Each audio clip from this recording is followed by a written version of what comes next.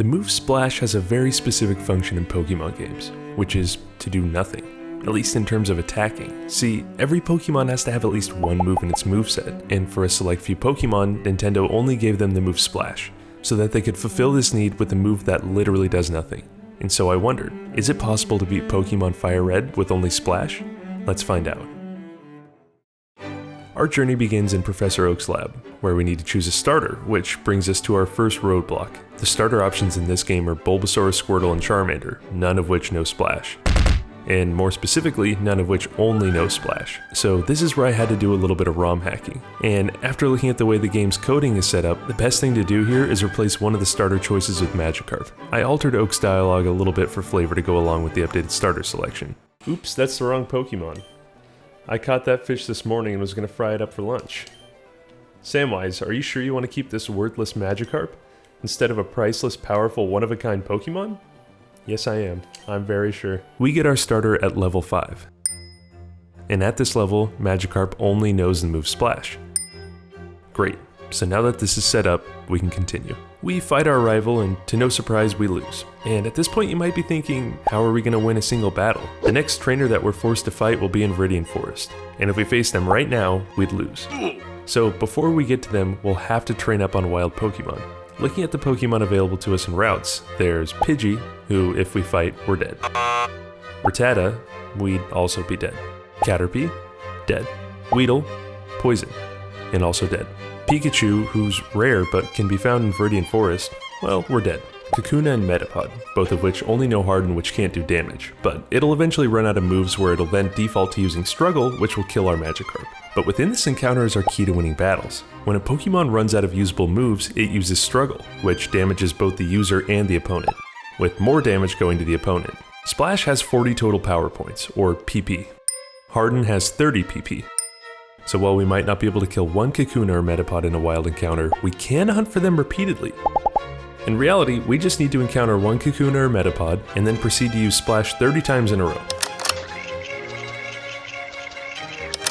This will leave us with 10 remaining PP, while our opponent will have just run out of moves, and will be forced to use Struggle next turn. Rather than continuing with this fight, we need to run. Then, we'll hunt for another Kakuna or Metapod. This time around, we'll run out of moves faster than our opponent, allowing us to struggle first, and take out our opponent. So, with the plan in place, it's time to go kill some bugs. Everyone's doing their part. Are you? The war effort needs your effort. You might be wondering, why hasn't Magikarp evolved yet? Or why hasn't it learned any new moves yet either? The second thing that I did when I was setting up this ROM hack is remove any learned moves in evolution from Magikarp's coding, so it'll remain in this state throughout our entire challenge. I really could have left evolution in the game, but I felt like this added a new layer of difficulty because this challenge clearly wasn't hard enough as it is. But now that we've trained Magikarp to level 20, we're ready to face the first gym leader, Brock. He has a level 12 Geodude and a level 14 Onix. And honestly, without too much difficulty, we were able to take out both of his Pokemon with 13 HP to spare. And so, with the first gym leader handled, I was making great time. It had only taken me an in-game time of 28 hours. And what I didn't realize yet was this was just the tip of the iceberg in the amount of time I would spend in this game. But now, with Brock beaten, the map is open for us to advance all the way to Cerulean City by venturing through Mount Moon. But before we do this, there are a few key things that we need to plan for. First off, in the Poke Center outside of the Mount Moon entrance, there's a guy selling a Magikarp for 500 Pokédollars, so this is our opportunity to grab the second member of our team. Second, and this is the most important note, to get to this point, we've been reliant on going back to Viridian Forest to drain Splash's PP against Kakunas and Metapods, who can't damage us. But once we exit Mount Moon and jump over this hill, we can't return back to any previous cities or areas until we obtain the HM Cut, which we don't have access to until we get to the next city. So this begs the question, where is the next area that we'll be able to find a Pokemon that will allow us to drain PP? Well, luckily there's one patch of grass in Cerulean City that has Kakunas and Metapods in it, and you only have to walk across this dinky little bridge to get over there. It should be simple.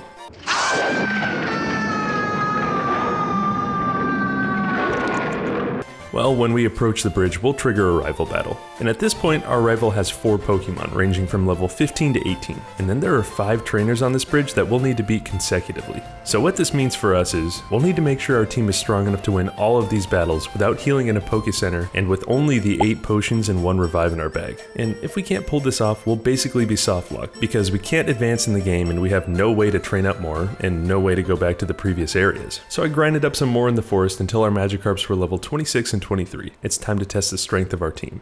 The rival battle started smoothly, where we defeated Pidgeotto with ease. Okay.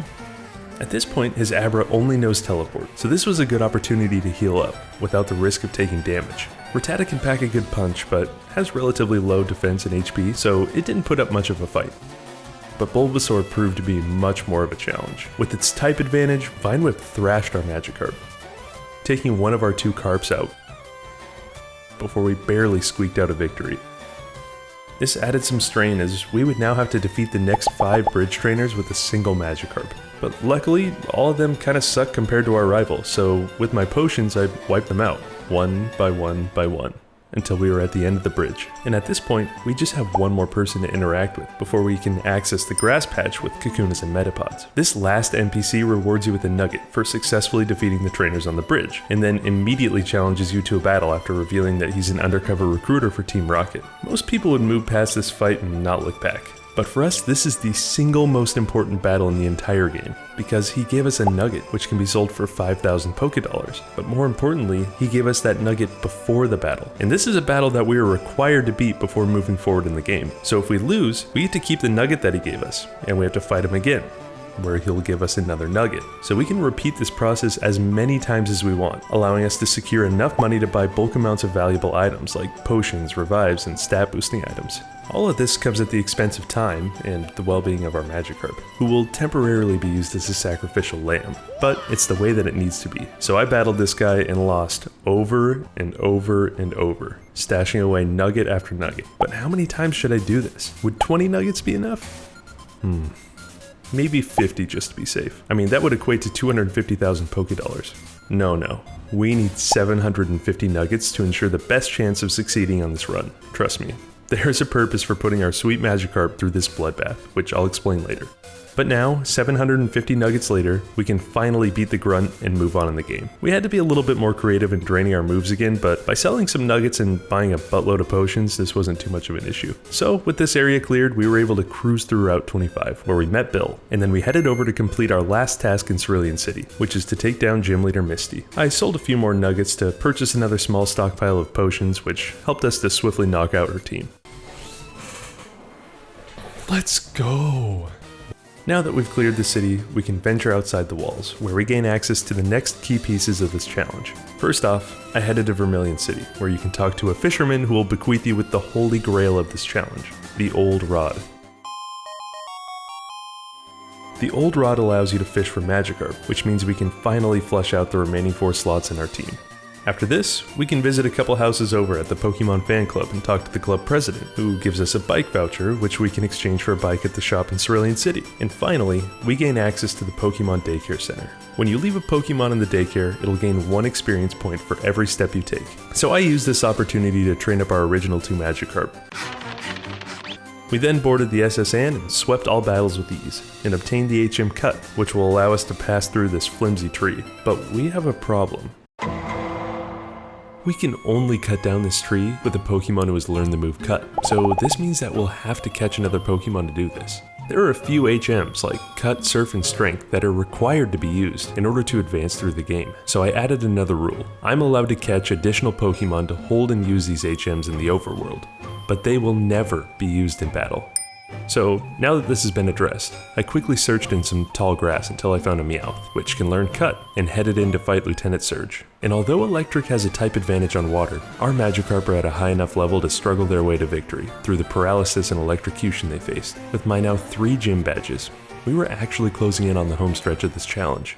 I traveled blindly through Rock Tunnel and arrived in Lavender Town, which has an underground connection to Celadon City. Celadon City contains the true final piece of our puzzle.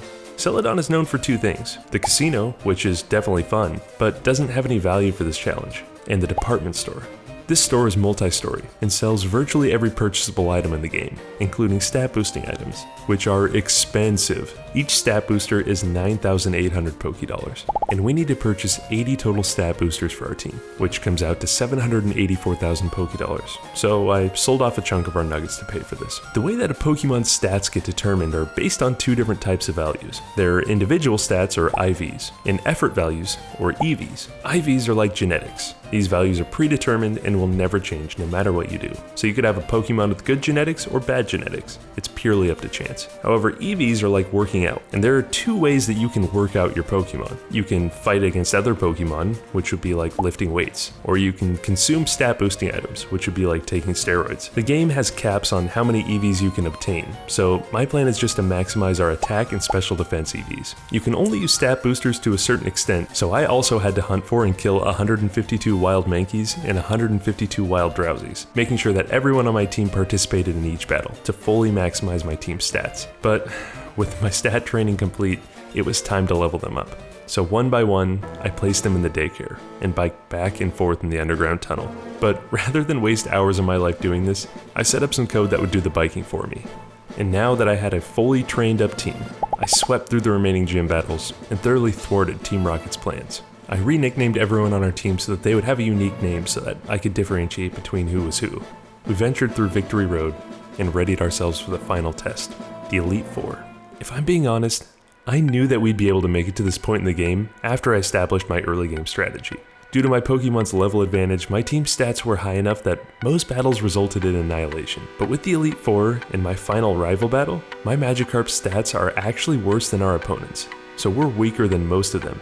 And we can only use Struggle to do damage. And the AI for the Elite Four trainers is significantly smarter than any other trainer we've faced so far. So when I planned out this video, I genuinely had no idea if we'd be able to win these battles. So to give myself the best shot to win, I sold the rest of my nuggets and loaded up on healing items. I've never done that before. That feels weird. This is how it went.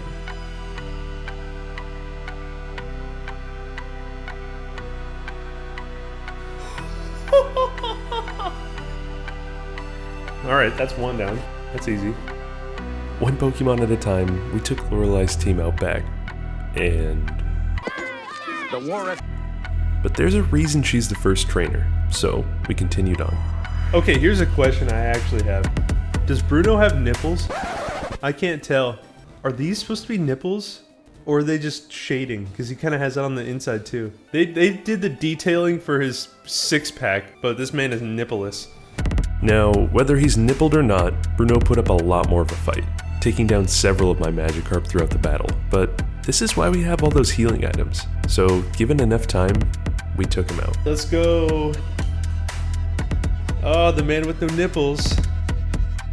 Agatha is along the same lines as Lorelei was for us. The Pokemon she has generally have pretty low defense stats and very high special attack, which was exactly why I chose to EV train our team's special defense, and by doing this, we took her down.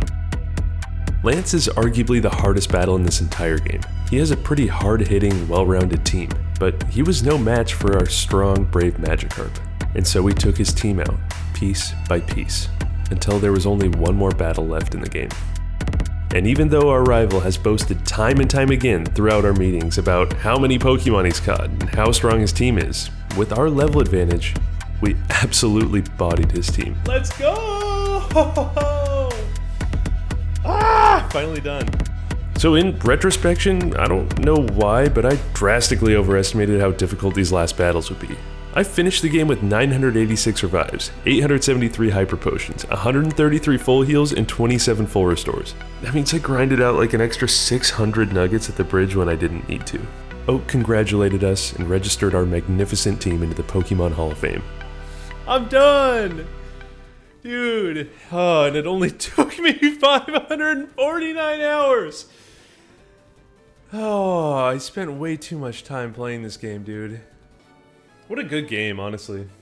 But not played like that. It's not a good game played like that. It's torture.